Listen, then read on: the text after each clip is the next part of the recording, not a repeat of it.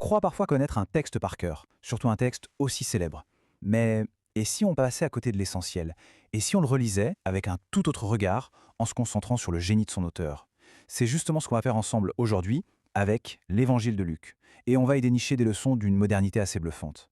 Alors attention, première surprise, Luc n'était pas l'un des 12 apôtres. Non, ce n'était pas un témoin de la première heure, en fait c'était un outsider, un médecin, un homme cultivé qui a travaillé comme un véritable journaliste d'investigation pour rédiger son récit. Et ce simple détail, eh bien ça change absolument tout. Forcément, en tant que médecin, il est sensible à la souffrance humaine, et en tant qu'enquêteur, il cherche la précision des faits.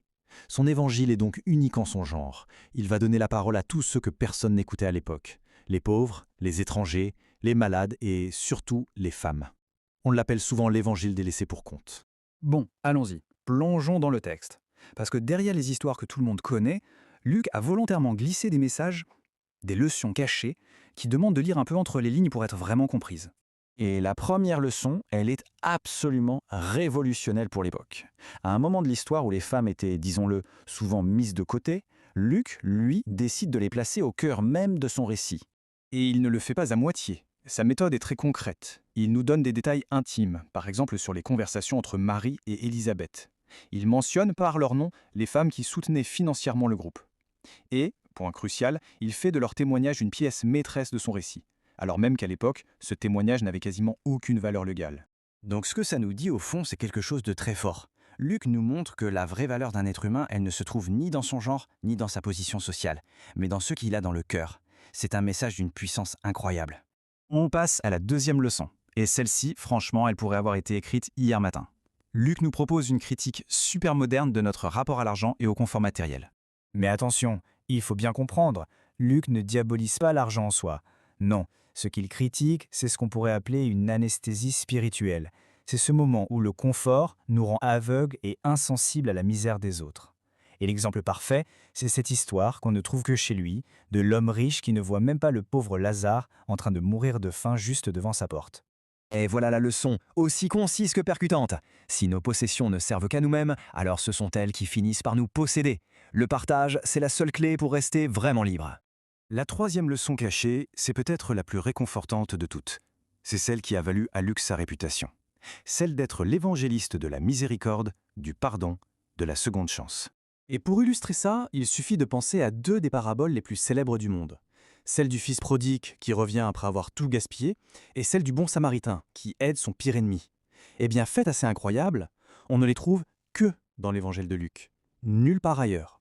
En fait, ce que Luc propose, c'est une redéfinition totale de la spiritualité.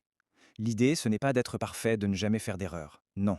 La vraie question, c'est vers qui on se tourne une fois qu'on a échoué. La direction qu'on prend est bien plus importante que la perfection.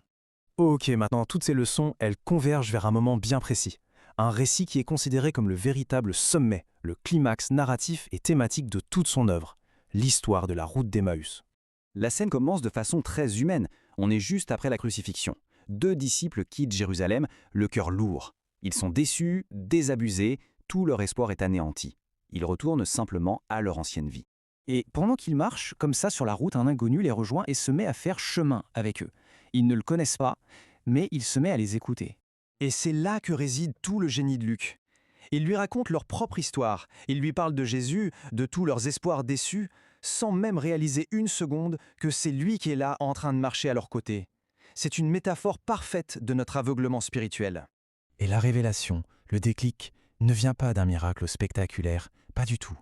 Ça se produit pendant un repas, dans le geste le plus simple, le plus quotidien qui soit, le partage du pain. Et c'est à cet instant précis qu'ils le reconnaissent.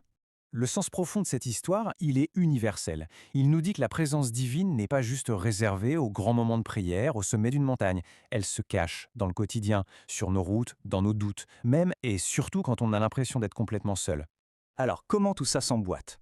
Si on devait synthétiser toutes ces leçons en une seule grande idée, une seule morale finale, ce serait celle-ci: il faut apprendre à voir l'invisible.